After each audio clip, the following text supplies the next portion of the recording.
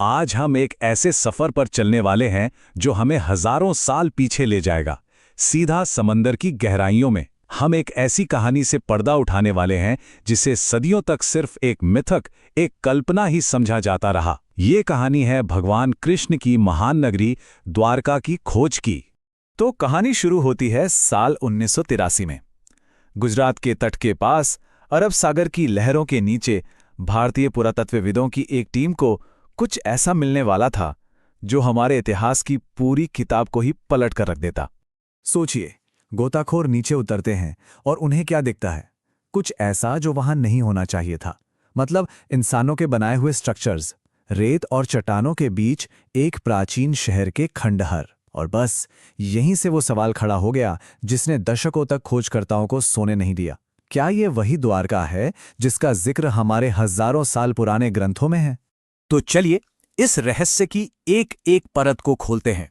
ये वो पल है जब एक पौराणिक कहानी एक असली आर्कियोलॉजिकल पहेली बन गई, जो हमें अतीत के एक अविश्वसनीय सफर पर ले जाती है। देखिए, सदियों तक तो द्वारका सिर्फ एक कहानी ही थी। मतलब महाभारत और पुराणों में तो इसका जिक्र था जबरदस्त तरीके से, लेकिन ज्यादातर स्कॉलर्स यही मानते थे कि ये बस एक कल्पना है, कोई असली शहर नहीं। लेकिन उस कहानी के पीछे की सच्चाई क्या थी? आइए जरा हजारों साल पीछे चलते हैं और देखते हैं कि हमारे प्राचीन ग्रंथ इस शानदार शहर के बारे में आखिर कहते क्या हैं। पुराणों में लिखा है कि भगवान कृष्ण ने अपने लोगों को बचाने के लिए समंदर के देवता से जमीन का एक टुकड़ा मांगा था, और उन्हें 12 योजन जमीन मिली भी, जिस पर विश्वकर्मा ने एक शानदार शहर बनाया। इस शहर में इतने दरवाजे थे कि इसका नाम ही पड़ गया द्वारिका, यानी द्वारों का नगर। और ये कोई ऐसा वैसा शहर नहीं था। जरा सोचिए, ग्रंथों में 9 लाख से भी ज्यादा आलीशान महलों का जिक्र है, सोने और कीमती पत्थरों से बने हुए। यहां तक कि इसका अपना एक एडवांस पोर्ट था, बेहतरीन सिंचाई सिस्टम था। सब कुछ इतना सुनियोजित था कि लगता था मानो स्वर्ग ही धरती पर आ गया हो। लेकिन कहते हैं ना, जहां रोशनी होती है वहां परछाई भी होती है। द्वारका की ये सुनहरी कहानी एक ऐसे श्राप के अंधेरे में डूबने वाली थी जिसकी किसी ने कल्पना भी नहीं की होगी। द्वारका की किस्मत पर एक नहीं बल्कि दो शक्तिशाली श्रापों की मोहर लगी थी। पहला गांधारी का, जो महाभारत युद्ध के बाद अपने बेटों की मौत से गुस्से में थी। और दूसरा श्राप ऋषियों का था। जब कृष्ण के बेटे साम ने उनका मजाक उड़ाया तो उन्होंने श्राप दे दिया कि साम ही एक ऐसे लोहे के मूसल को जन्म देगा जो पूरे यदुवंश का नाश कर देगा। और हुआ भी वही, श्राप सच हो गया।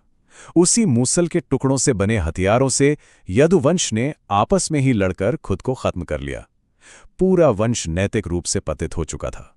और जैसे ही भगवान कृष्ण ने अपनी देह त्यागी, विशाल समंदर ने उस भव्य नगरी को अपनी लहरों में हमेशा के लिए समा लिया। द्वारका सिर्फ शास्त्रों के पन्नों में एक याद बनकर रह गई। अब वापस आते हैं आज के दौर में। 20वीं सदी में कुछ ऐसे लोग थे जिन्होंने ठान लिया कि वो इस पौराणिक कहानी के सबूत ढूंढकर रहेंगे। और यहीं से एक ऐसी खोज शुरू हुई जो कल्पना को हकीकत से जोड़ने वाली थी। ये सब शुरू हुआ 1930 के दशक में, जब मछुआरों ने पानी के नीचे कुछ अजीबोगरीब देखने की बात कही। फिर 1963 में एएसआई ने खुदाई की। लेकिन असली गेम चेंजर आया 1970 के दशक में, जब एक पुराना तांबे का प्लेट मिला जिसमें साफ साफ कृष्ण के यहाँ रहने का जिक्र था।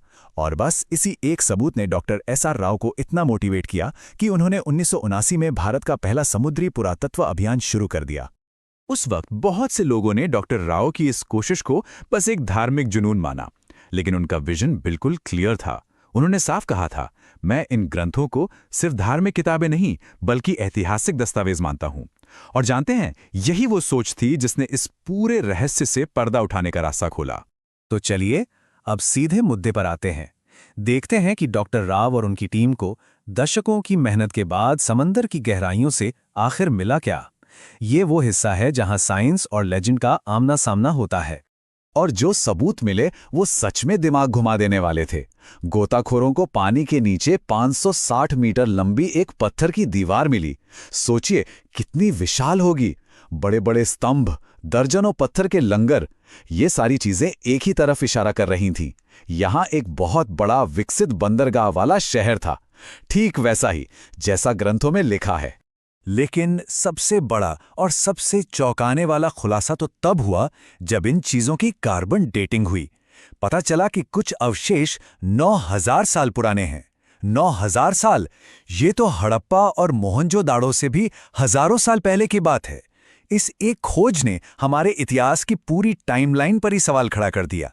तो सवाल ये है कि आखिर द्वारका डूबी कैसे? इसके लिए हमारे पास दो थ्योरीज हैं। एक तरफ पुराने कथाएं हैं जो इसे श्राप और कृष्ण के जाने से जोड़ती हैं, और दूसरी तरफ है साइंस।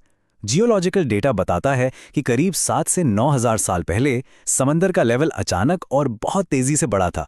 हो सकता है कोई बहुत बड़ी सुनामी आई हो जिसने एक झटके में पूरे शहर को निगल लिया हो। तो इन सारी खोजों के बाद आज हम कहाँ खड़े हैं? ये वो मोड़ है जहां मिथक और विज्ञान एक साथ आकर एक ऐसी तस्वीर बनाते हैं जिसके बारे में किसी ने सोचा भी नहीं था।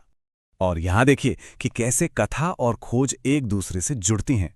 महाभारत में एक मजबूत किलेबंद शहर की बात है और हमें 560 मीटर लंबी दीवार मिलती है। ग्रंथों में एक व्यस्त पोर्ट का जिक्र है और हमें समंदर के नीचे पुराने लंगर और पोर्ट के स्ट्रक्चर मिलते हैं। ये सब महज एक इत्तेफाक तो नहीं हो सकता ना? तो इन सारे सबूतों से एक बात तो बिल्कुल साफ हो जाती है, द्वारका सिर्फ एक कहानी नहीं बल्कि एक हकीकत थी। एक असली, जीती जागती और बहुत ही एडवांस सभ्यता जो किसी भयानक प्राकृतिक आपदा में खत्म हो गई। ये खोज सिर्फ एक शहर को ढूंढना नहीं है, ये हमारी सभ्यता की जड़ों को हजारों साल और पीछे ले जाती है। ये हमें हमारे इतिहास को एक बिल्कुल नई नज़र से देखने का मौका देती है। तो क्या ऐसा हो सकता है कि हमारी पौराणिक कथाओं में इतिहास के वो पन्ने छिपे हों जो वक्त की लहरों में कहीं गुम हो गए? द्वारका की ये खोज हमें इसी सवाल पर सोचने को मजबूर करती है। ये हमें याद दिलाती है कि कुछ कहानियां कभी खत्म नहीं होती, वो बस सही वक्त का इंतजार करती हैं कि कोई उन्हें फिर से जगा दे। जय द्वारकाधीश।